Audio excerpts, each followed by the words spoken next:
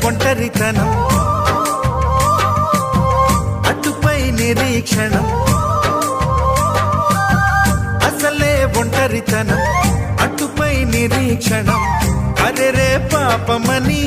జాలిగా చూసే జనం గోరంత గొడవ జరిగితే కొండంత కోపమా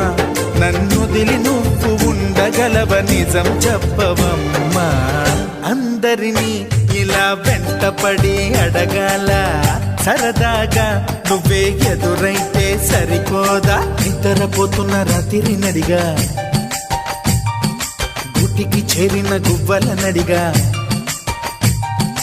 చల్లగాలి నడిగా ఆ చందమామ నడిగా ప్రియురాలి జాడ చెప్పరేమని